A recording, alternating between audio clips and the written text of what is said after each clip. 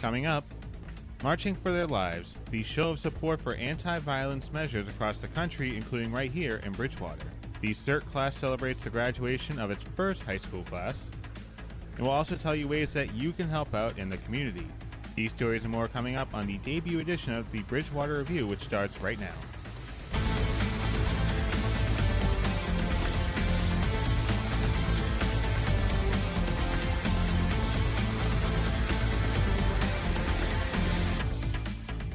March for Our Lives rallies drew out over 1 million people to protest gun violence on March 24th. Thank you for watching our March 30th edition of the program. I'm John Luck. I'm Mary Evers. Many are hoping that the energy at these rallies and marches will bring about political action. Cody Baker covered the standout held in Bridgewater. Protesters for both sides of the gun control debate gathered at the Bridgewater Commons on Saturday, March 24th for the national March for Our Lives movement.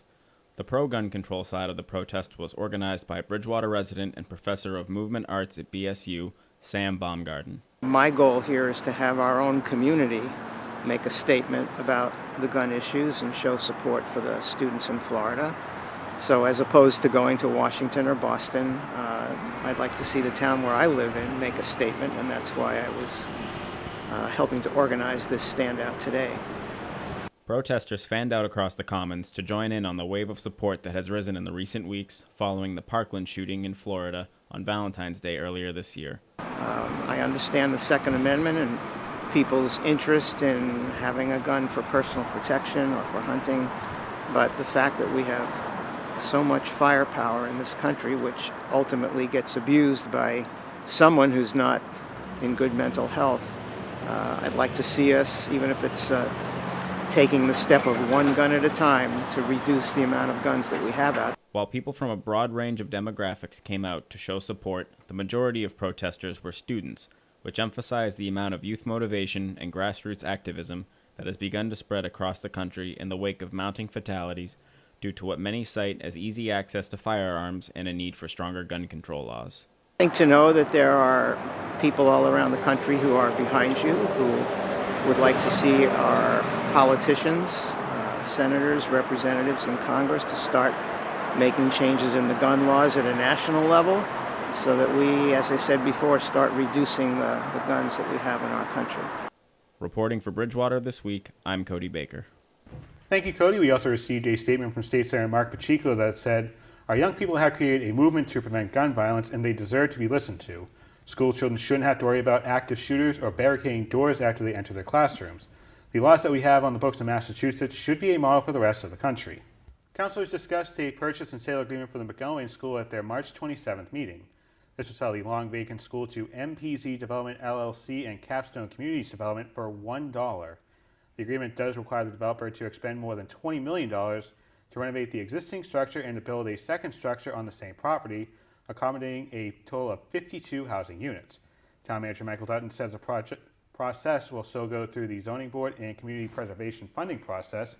The town council asked the town manager about the $1 price tag, and council president Tim Fitzgibbons asked Mr. Dutton to explain the process more in depth for the public to understand easier. It's not an uncommon thing. Their original proposal called for a $600,000 purchase and a higher contribution through CPC. So, I mean, I guess my preference would be I'd rather have them take less from CPC and allow us to do other town projects with that money, and in return, drop the price to $1 on the purchase of the property. The easy soundbite to go for is that we're selling the McGowan School for $1. That's what you have to fight against in trying to move this project forward. And you need to be able to convince all the folks out here that it's a good deal. Tonight I haven't heard you be able to do that necessarily. We talked about the complexity of the financing, et cetera, et cetera. You got to come down with 3 to 5 bullet points of here's what's going on, and here's why it makes sense, and here's what the benefits are, and here's what we're getting out of the deal. If that doesn't happen, I'm just predicting for myself, I don't think that the town at large will buy into it. It's just a boondoggle for somebody. The council sent the order to the Budget and Finance Committee.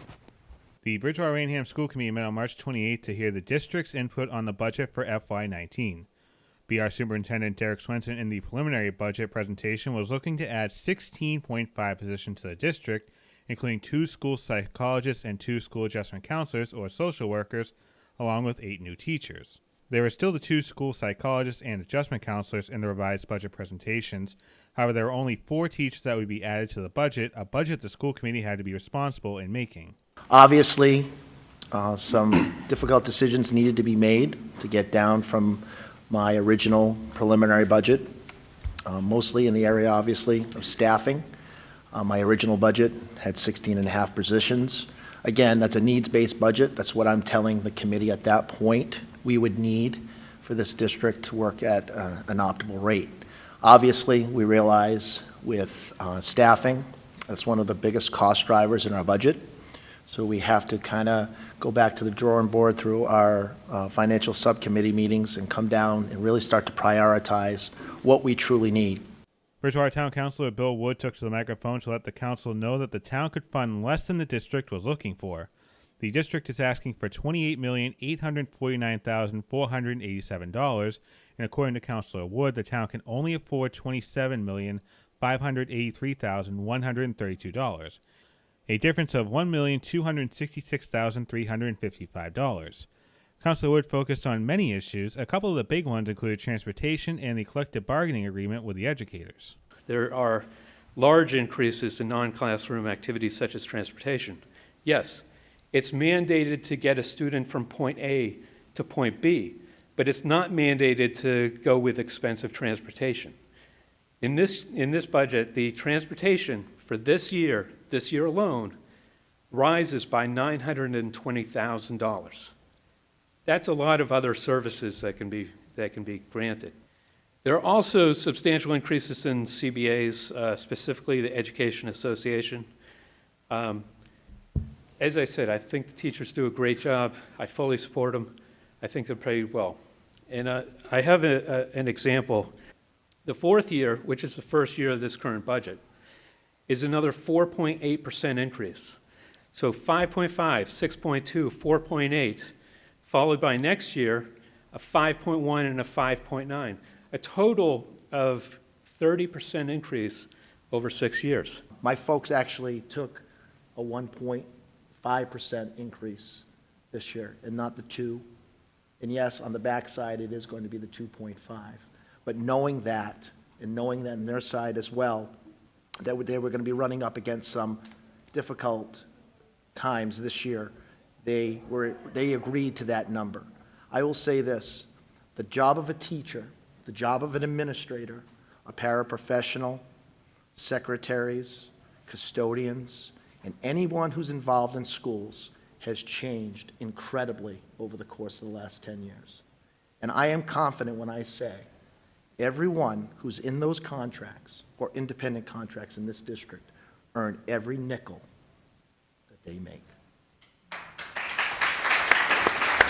The FY19 projected budget would be $72,310,428. About $47.6 million will come from Bridgewater and Rainham. If the budget is approved as is, Bridgewater would see an 8.44% increase. The Town Council will vote on their share of the FY19 budget on May 8th, and Rainham will vote on their share at a town meeting coming up on May 21st. The family of Stan Dunn has filed a federal wrongful death suit.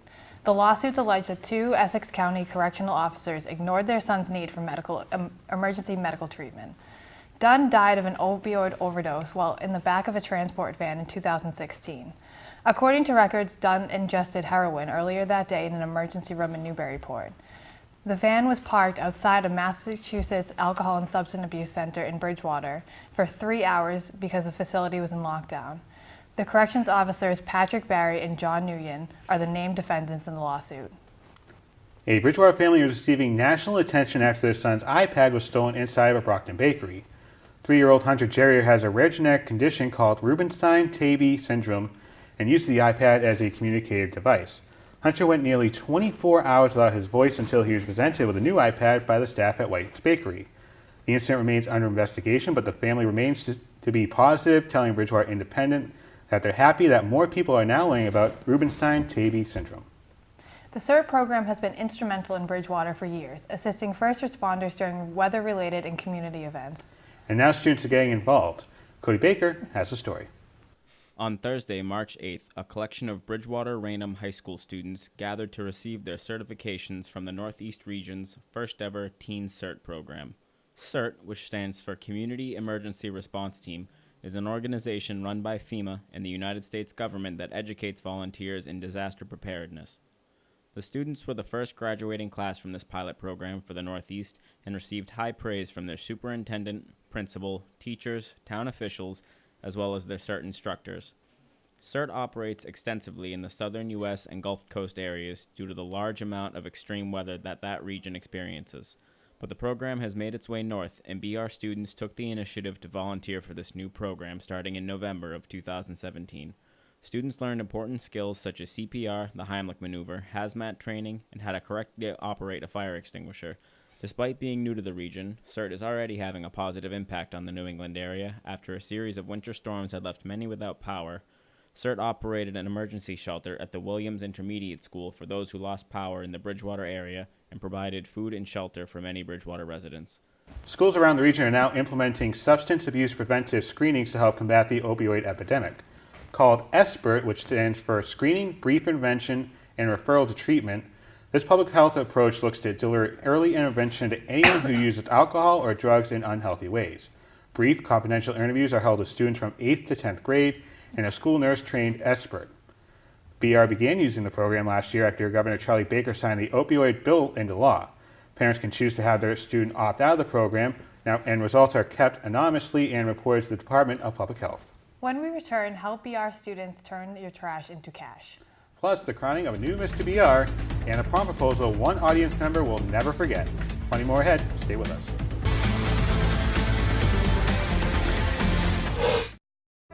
Here's your check.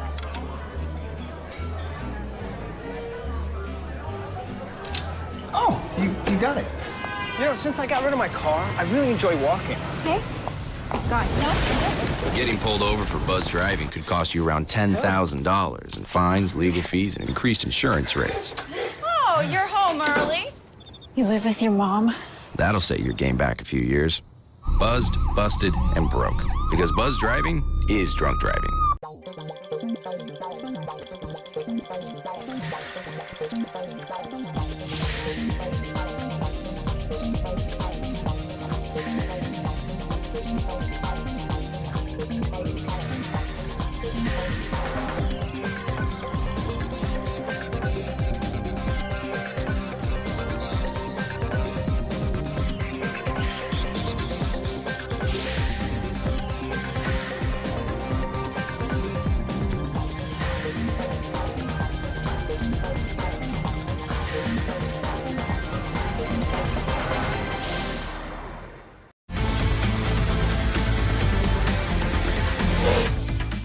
Thirteen contestants strutted their stuff for the title of Mr. BR on March 16th.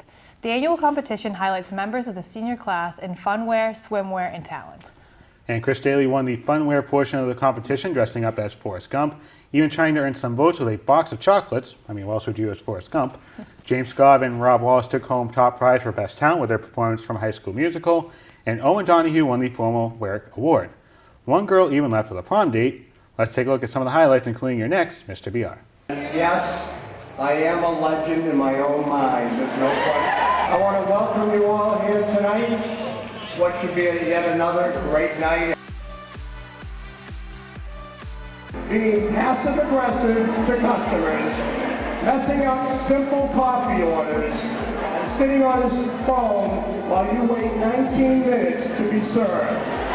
Why would you like to be this year's Mr. BR? In fact, I'm the greatest paper salesman in Pennsylvania. In fact, I could easily dominate anyone in this auditorium.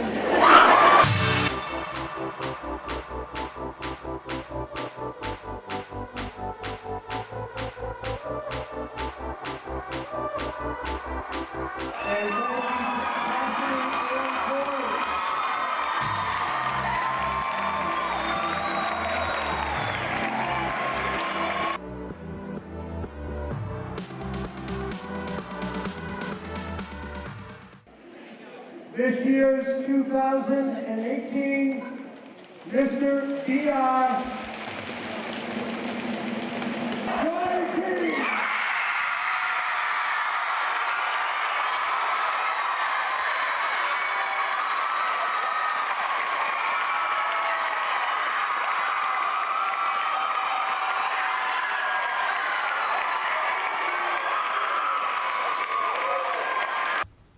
Always a fun event for the BR students.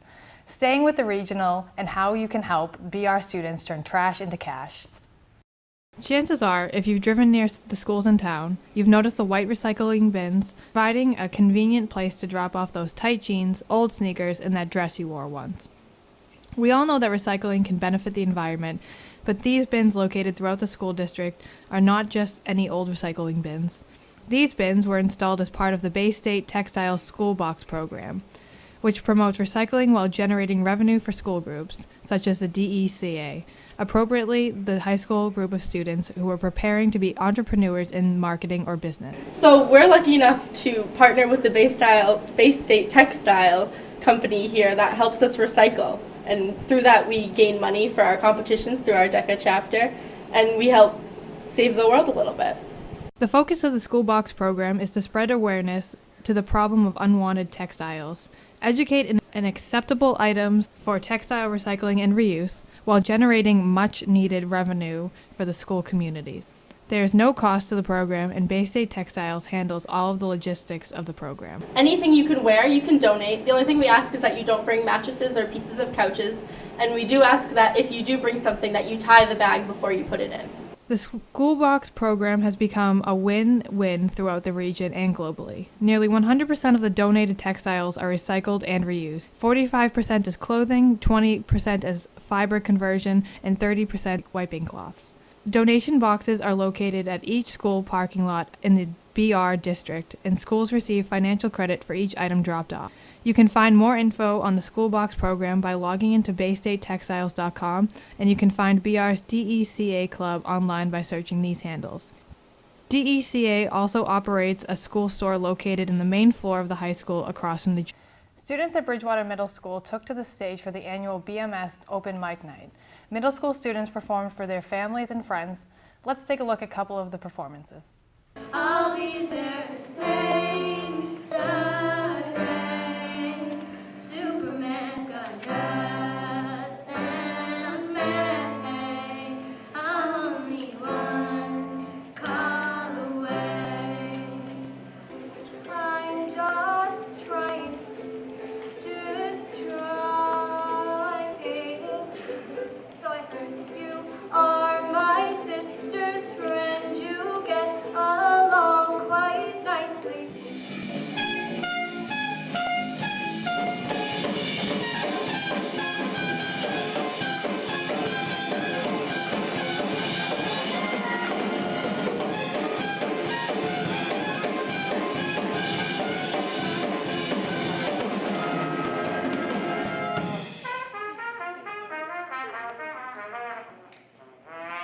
And remember, we'd love to share news about your student or school on the program. You can reach us here at the studio at 508-697-1833 or on Facebook by searching BTV Access Corporation.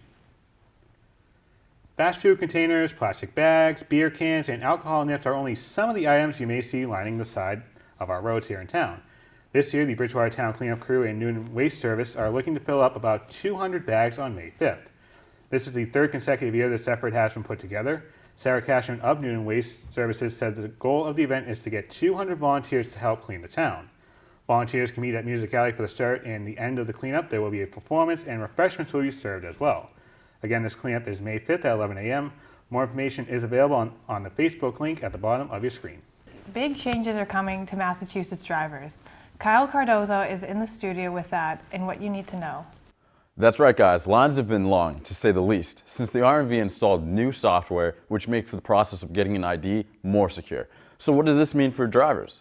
Those seeking to renew or get a new driver's license will need to bring several documents to the RMV. One that shows their social security number, another proving U.S. citizenship, such as a passport, or that shows lawful presence in the country, like an employment authorization card, Applicants will also need 2 documents proving Massachusetts residency, such as utility bills or bank statements. Drivers aren't required to obtain a real ID, but if they don't, their license will no longer be a valid form of identification for boarding a flight within the U.S. or entering a federal building after October 2020. Instead, they would need to use a passport. The state will issue non-real ID compliant licenses that will require drivers to show more documentation than previously needed. Drivers aren't required to obtain a real ID, but if they don't, their license will no longer be a valid form of identification for boarding a flight within the U.S. or entering a federal building after October 2020. Instead, they would need to use a passport. The state will also issue non-real ID compliant licenses that will require drivers to show more documentation than previously needed. The state is directing drivers to mass.gov/ID to learn more about license renewal requirements. For the Bridgewater Review, I'm Kyle Cardoza. The month of March featured not 1, not 2, not 3, but 4 nor'easters. Over 2 feet of snow fell here in town and knocked out power to the community for up to 4 days. This almost resembles the snow blitz that we saw in 2015. That was a lot of snow. Who doesn't remember that, though? It has been a winter of ups and downs, and with the season just about coming to a close, hopefully, Jeff Ballard has a recap of this recent winter weather outbreak. The winter of 2018 will go down as a normal to slightly above normal winter, temperature-wise, with slightly above normal snowfall, thanks to a major ocean storm in January, followed by 3 nor'easters in March and a 4th storm that was a near miss. Those March storms did save our winter if you were a snow lover. This winter also featured a white Christmas, a very rare occasion, even if most of the snow was melted by the time we open up those final gifts. There were a lot of potential factors that could have controlled our climate this season. The eventual winners were a blocking pattern that finally set up near Greenland, combined with a strong ridge off of the Pacific, which drove energetic systems across the country, reforming just south of New England, bombing out, and becoming nor'easters. The overall total number of snow days, 23, wasn't over-impressive, but when it did snow, Bridgewater was dumped on several times, piling up to just under 40 inches since New Year's. This is the second winter in a row and 3 out of 4 where we saw above-average snowfall. If you are looking forward to warmer weather, you may be in luck. The Weather Service recently released their climatological forecast, which calls for above to well above normal temperatures for April straight through August. Precipitation is also expected to be on the high side. Lower back pain impacts more than 500 million people, including people right here at BTV, and it's the leading cause of disability worldwide. Don't know who you're talking about. And many are often receiving the wrong treatment. Scott Olson has more. That's right, guys. However, a new study from the Cleveland Clinic says that many folks wouldn't have let lower back pain stop them in their tracks if they received the proper treatment. It could happen to anybody. We have young adults who come in, we have middle-aged folks, and you have the elderly who come in also. It all depends on what activity they've done. A lot of times the sports injuries can lead to problems for the young adults or the weekend warriors. Sometimes the middle-aged folks will do a lot of gardening and travel. Researchers looked at the leading causes of disability in adults worldwide over a 26-year period and found that lower back pain was among the top 5. The study showed that low back pain was often treated with prolonged periods of rest and expensive tests such as MRIs and X-rays. Dr. Thomas says that the problem with this course of action is that many times these very expensive tests do not provide any more benefit to the injured person and may actually harm them. He said that prolonged periods of rest led to deconditioning of the muscles, which then makes folks apprehensive to resume activity and can lead to more injuries. Also, he said, while X-rays and MRIs can show the anatomy of the back, they cannot tell a doctor what the source of the pain is.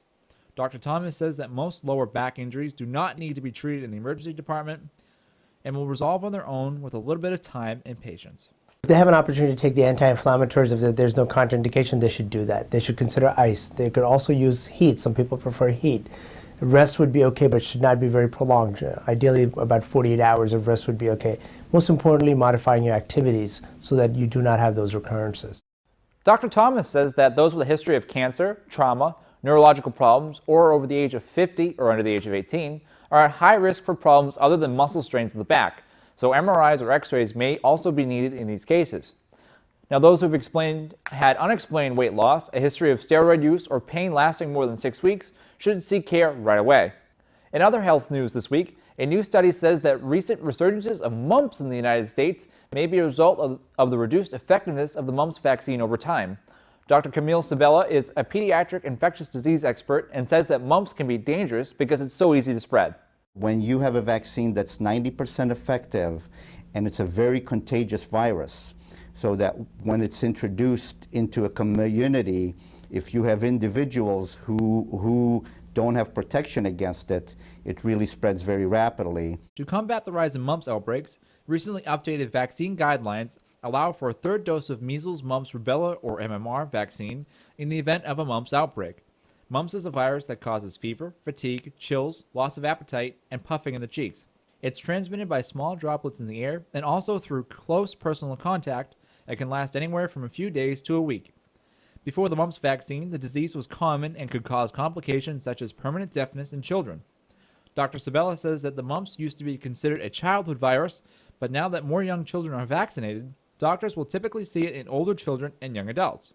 While rare, it is possible to get mumps even after a person has been vaccinated. Dr. Sabella says that your best bet to protect against mumps is to make sure you've had 2 doses of the MMR vaccine, which protects against measles, mumps, and rubella. Like most viruses, it can be significant for healthy people, but especially for those with weakened immune systems. Because the MMR vaccine is a live virus, people with weakened immune systems often cannot receive it, which makes them more susceptible to getting mumps. That's why Dr. Sabella says it's crucial that healthy people get both doses of the MMR vaccine. If you have not had 2 doses of MMR vaccine, it's never too late to get them. Certainly, if you've only had 1, you certainly should get a second dose. And if you've not had any, then you should get 2. Now, there is no treatment for the mumps, but it's important to call your doctor if you or a loved one suspect that you have contracted the virus. It's important to stay hydrated and get plenty of rest to allow the virus to run its course. For Bridgewater Review, I'm Scott Olson. All right, Scott, thanks. Turning to today's tech, and we're going global. In South Korea, the government is starting a new initiative by shutting down computers at 8 p.m. on Friday nights to avoid the culture of working overtime. The Seoul Metropolitan Government will roll out the program over the next 3 months, as the next step will be shutting down computers a half hour earlier on the 2nd and 4th Fridays of April. The final phase takes place in May, as computers will be shut down at 7 p.m. every Friday night, and the Korean government will consider exemptions in special circumstances. Government workers in Korea reportedly work over 2,700 hours a year compared to just about 1,700 hours the average public servant works in other developed countries. It's not the only government-sanctioned shutdown of electronics. South Korea has previously mandated shutdowns to prohibit Korean children from playing video games from midnight to 6 a.m. 2018 marks 30 years of BTV in town. In recognition of this milestone, we're opening the BTV Vault and looking back at some of our stories making news over the decades. And in honor of the April Fools, we're taking a look back to that time a certain someone or something took over the newscast. I was told I wasn't professional enough to be here on the program. Ha! Can you believe I am not professional? April Fools, it's snowing out. It's terrible. Ah! Hey, I've seen you in my history books. I pledge allegiance. I love being on the council. No, I'm not an alien. I don't come and hurt people. I don't do anything rotten. I just... no, I'm just a monster. That's messed up. See? I belong here. So in a rare instance, we actually have a guest here in studio, everybody's favorite blue character not associated with a Smurf or a Muppet. Of course, we are talking about Gunther. Hey Gunther, thanks for joining us. Thank you for having me here, guys. I'm glad to see you have me back after about 11 years. I might as well do some Mystery Science Theater ripoff while I'm here. Maybe some people will actually watch this now that you have a real celebrity. Maybe. Is that any way to talk to us? I told you, if we were going to have a blue puppet, I wanted one with talent like Grover or Gonzo. Okay, time out. I think we all got off on the wrong foot. See, Gunther is here because he took over the news a few years ago. You just saw that. Now he's here to tell us what he's done since then. Right, Gunther? That is right. Yeah, like visited unemployment offices. Oh, Hi, hey. For your information, I did get a job working for the Patriots. I even got to go to the Super Bowl this year. Whoa, that's a big job right there. Whoa. Yeah, I even got to go on SpaceX. I also got some new pets for my fish tank inside a new house. Gunther, that's a nice looking house. Can you tell me how to get there? I've never actually seen that place. Can you tell me? Are you kidding me? You know he's lying, right? I mean, didn't you see the street sign? Gunther wouldn't lie, right? No, I would not. What was that? That was a dog. Why is there a dog? Gunther's dog. He's been lying this whole time. He photoshopped himself into all of those photos. Gunther wouldn't do that. We hosted the news together. No. Well, maybe I would. Well, I do have a job. Or I did. I did go on a trip. And I made a friend. He knew a little too much about trains, though, and kept saying choo-choo. Yep, that's about right, Scott. And I got a pet. And he keeps me on my feet. That doesn't sound too bad. Maybe No. except the train, though. Well, yeah. True. How about this? You can help us do something cool. We're going to play some pranks for April Fool's Day. Do you want in? Yes, I certainly do.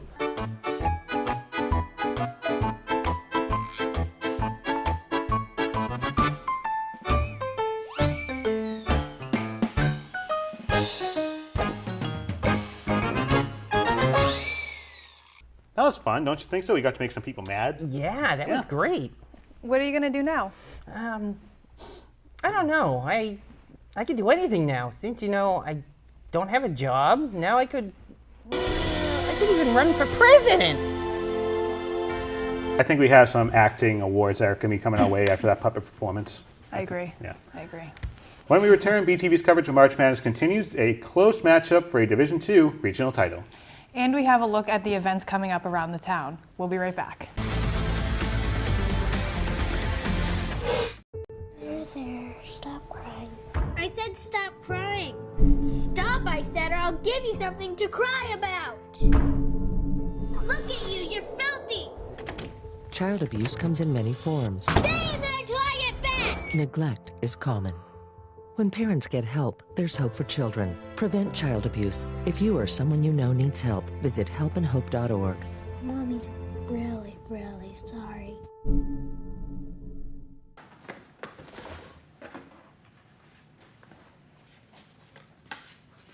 Hi, I'm the bus driver. Listen, I've got to leave for a little while. So can you watch things for me until I get back?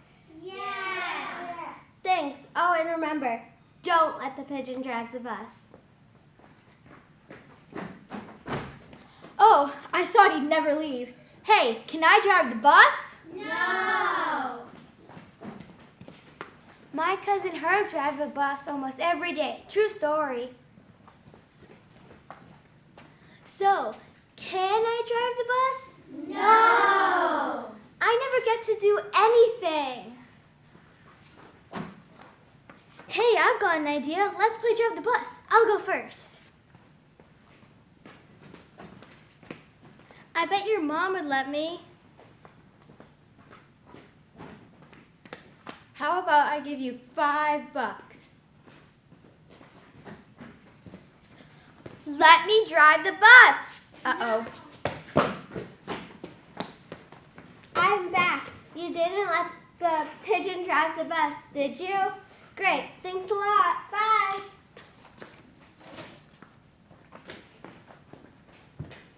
Hey, can I drive the truck? No! Reading helps you solve problems. Eureka! Reading helps you learn new words. Reading builds your imagination. Poof! Hey, you're not a genie, you're a pigeon. I bet you wish I could drive the bus. No, pigeon, no! Reading together builds friendships. If you know how to write your first and last name, you can get a library card. Even a pigeon can do it. Animal abuse could be happening anywhere or anytime. There are many signs of animal abuse, and here are a few of them. The animal may look weak or have ribs showing. Their tail may be tucked underneath them. If they're chained outside in poor weather conditions. If you see these signs, call or talk to someone who can help. There are many ways to correctly treat animals. Give them a clean home. A dirty home could hurt the animal. You also need to feed them breakfast and dinner. You should also take them to the vet regularly to make sure they're healthy. If not, please give them extra medicine. Give them medicine and extra love. You should take them for walks and play with them often to keep them active. Make sure to change their water and keep it clean. Remember that animals are helpless and rely on humans. Be sure to take your animal to the groomer to make sure that their fur is healthy. Thank you for loving animals everywhere. That's Jenny, but that's not Jenny's dad. If she gets into that car, that may be the last time you'll see Jenny. I'm McGruff, the crime dog. See those kids? Every day in this country, 60 kids disappear. Some run away, but a lot are kidnapped by strangers, or even by people they know. So write to McGruff and teach your kids to protect themselves. Help take a bite out of crime.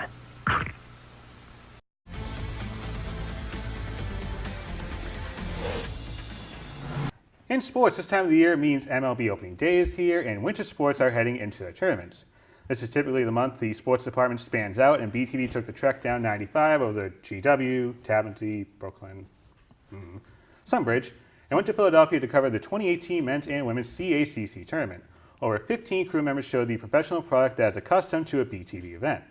The Jefferson Rams men's team, coached by Naismith Basketball Hall of Famer Herb McGee, won another conference championship, solidifying their spot in the NCAA tournament. While in the women's tournament, the crosstown rival of the Rams, the U Sciences Devils, took home the women's title. Just 4 days later, the teams entered the NCAA tournament, and BTV broadcast the D2 East Women's Regionals that featured great action, including two coaches with a combined 1,800-plus wins, and Jefferson's Tom Shirley and Bentley College's Barbara Stevens, also a Bridgewater State alum, by the way. They faced off, but inside Stonehill College on Monday night, a trip to the Elite Eight was on the line. The aforementioned Sciences took on the hometown Skyhawks of Stonehill in a loud night culminating in a competitive tournament. Good evening, everybody, and welcome to the Merker Gymnasium on the campus of Stonehill College here in northeastern Massachusetts for the NCAA Division II East Regional Championship, featuring the top seed, the Stonehill College Skyhawks, against the number 3 seed, the Devils of the University of the Sciences. With the students back on campus here at Stonehill College, this place is going to get very, very loud. Thomas spins inside against Carter, who swats the shot away. Here's Jen Warden in the game for Stonehill, the freshman guard. Nice feed up court for Kelly Martin for 2. What a sweet feed from Warden. Courtney Walsh picks up the dribble. Now Martin behind a screen, pops for 3 and bottoms it out. High slip goes down. Martin flings it out to Carter. Clean look for 3 for Carter, and she drills it. Ball swings to the wing. Open 3 for Thomas is good. Excellent ball movement again by Sciences. As it inevitably does, the ball ends up in Abenizio's hands to the basket against Walsh, and she scores again. So hard to defend. Abenizio has 17, and it's a 6-point game. Abenizio on the handoff, pulls up for a long 2, and splashes it home. Make it 19 for Abenizio and a 12-5 Devils run. Here's Arissa Yee to the basket on Diabate, misses the banker, followed up by Vitelli for 2. Martin skips it to the corner. Walsh open for 3. All net for Courtney Walsh. And Stonehill pushes the lead back to 7. Jen Warden picks Abenizio clean. Ahead of Thomas and lays it in. Talk about bench help. Jen Warden with a couple of baskets. Stonehill has 11 points off the bench, and the lead is 9. Top seed Stonehill wins the East Region.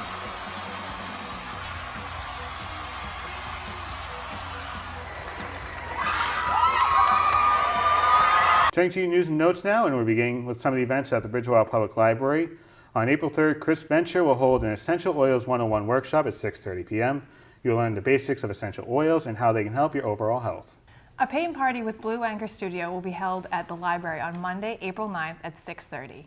Paint, canvases, brushes, and an instructor will be provided for $35 per artist, with a portion going directly to support future programs at the library. Registration and payment is required at the blueanchorstudio.net. There is no age limit.